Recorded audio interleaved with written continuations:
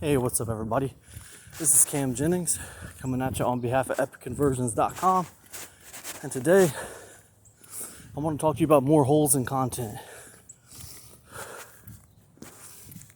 Now, a quick reminder, if any of this stuff resonates with you that I'm talking about, be sure to get over to epicconversions.com, sign up for my free newsletter. I put that out about 3 to 6 times a week. And I like to think I'll put my best free content out by newsletter. So, anyways, let's talk about more holes in content today. So, I want to talk about a piece of advice you've probably heard before. Maybe not, who knows.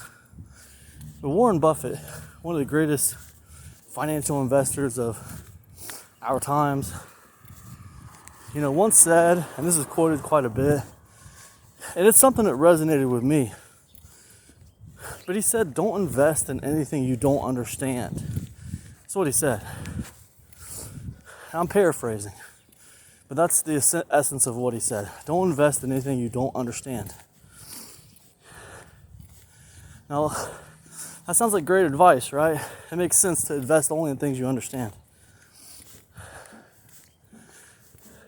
So put a pin in that piece of advice for a second. And let me move on to the second part of that. Yesterday, if you watched or listened to my podcast yesterday, I was talking about what I would say to myself from 20 years ago. My 27-year-old self. I'm 47 now. And I was talking about not shunning things you don't understand. Taking a chance on things. Because I know I've lost a lot of money over the years not taking a chance on things that I don't understand. Things that I shunned because I didn't understand them. So there's some nuance to this because at first glance, those two pieces of advice, take a chance on things. Just because you don't understand it, that doesn't mean it doesn't mean something, right? That was the advice I gave yesterday. Don't shun things you don't understand just because you don't understand them. Try to figure them out, right? That was the advice I gave. That's at odds with what Warren Buffett said, or so it would seem. But really, it's not. And this is something I had to learn because I took Warren Buffett's advice very literally. Don't invest in things you don't understand. When Twitter came out, all those years ago, whenever that came out, like I think 2005 or something, 2002, I don't know when it came out, around there. The early O's. When that came out, like I didn't get the value in Twitter, right? It's not that I didn't understand it, It's not that I didn't understand the concept of it. I understood the concept of it. 150 characters, short, quick little updates.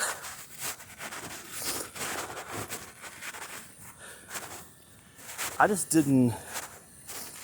didn't like it. I didn't believe in it, I didn't believe in it.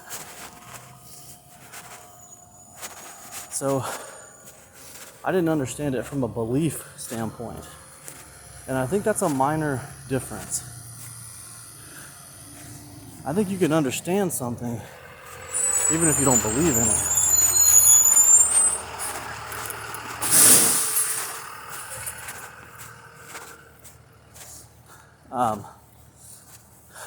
And my belief is when Warren Buffett said, don't invest in things you don't understand, I think, now people could argue with me, and maybe people are smarter about Warren Buffett than I am, but I think he was alluding to not investing in things that you actually literally don't understand. Don't invest in businesses that you don't understand how it would make sense for that to make money. So, not understanding something, there's two ways you can not understand something. One is you truly don't understand how that can make money. It doesn't make sense. The second way is You just don't believe in it, right? With Twitter, I didn't believe in it. I didn't believe in it. 150 characters, that seems stupid to me.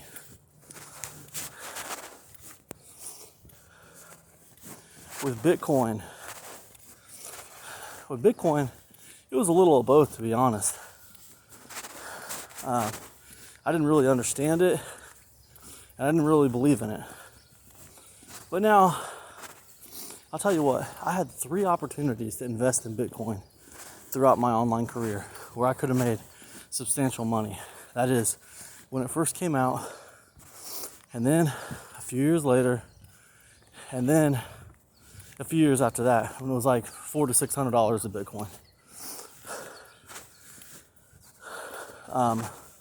That third time, when it was $400 to $600 a Bitcoin, it wasn't that I didn't understand it per se.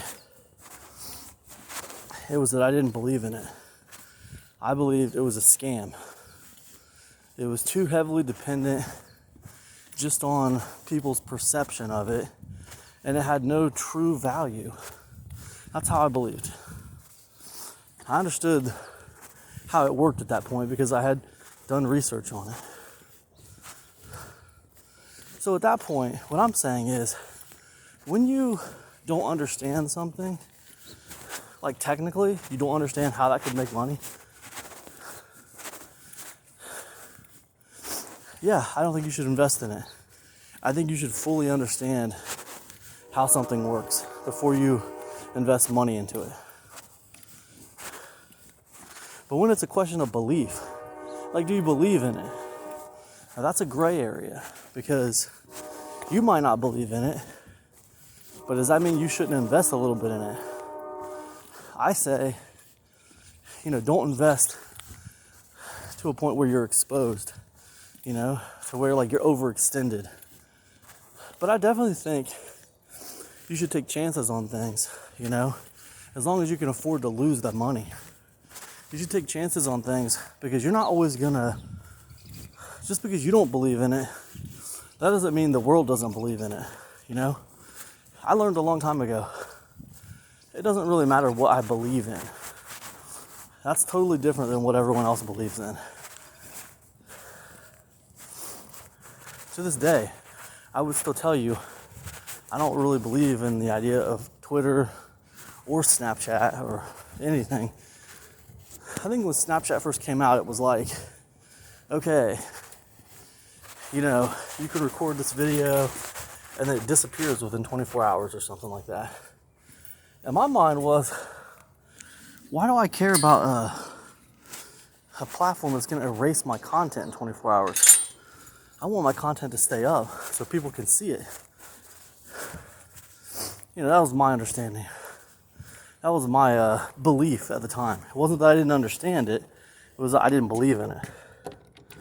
So what I'm saying is, just because you don't believe in something, if you understand it technically, you understand how it could make money, you just don't believe in it. Well, I'm saying, I don't know if that should necessarily be a deterrent for investing in a thing.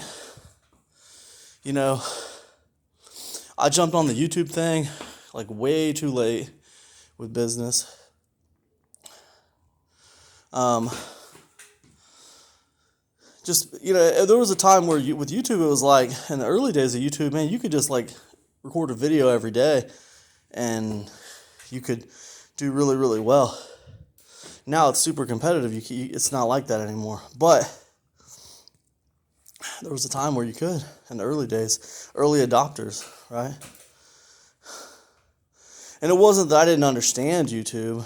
It's just, I didn't really believe in it to where like that was my focus,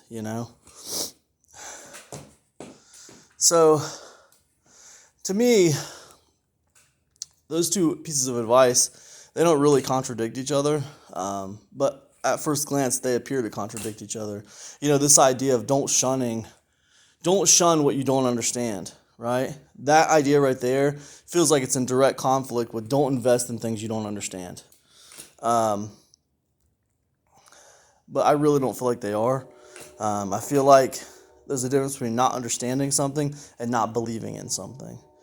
So anyways, that's kind of where my thoughts are today. Just these ideas of, holes in content. And again, I said this before in part one of this holes in content thing. There's nuance to it. I think you can poke holes in any piece of content. It just depends on how you see it, and it depends on what the spirit of that content is. And I think sometimes the spirit of a piece of content is hard to decipher if you didn't create the piece of content, because you don't truly know what that person meant when they said that. You don't know what the spirit of that content is. You just have to try to decipher the context for yourself. But I definitely think you could poke holes in any piece of content. There's always exceptions to every rule, and you have to try hard to kind of decipher what the spirit of that content was meant to be. And I think that's true, right? And I think that comes back to people thinking like people and not thinking like robots,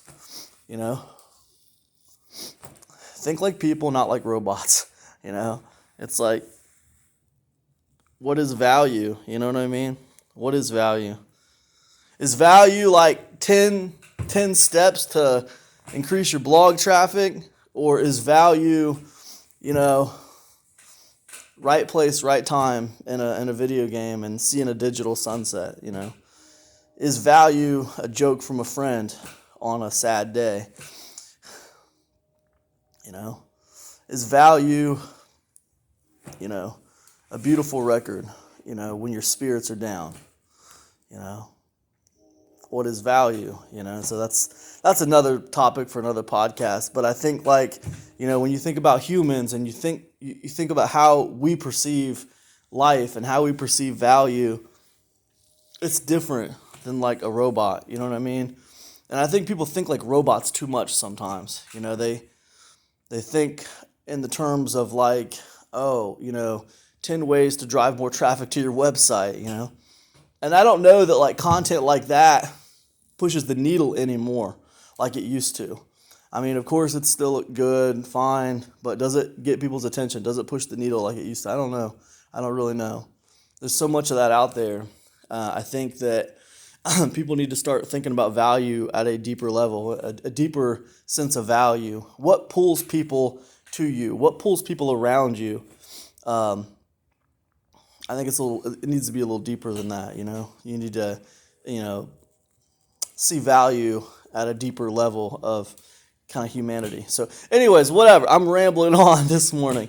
Anyways, you guys get it. This is Holes in Content Part 2. Hope you guys are doing well. If any of this content resonates with you, be sure to sign up for my free newsletter. It's at epicconversions.com, and I'll see you in the next one. Peace, everybody.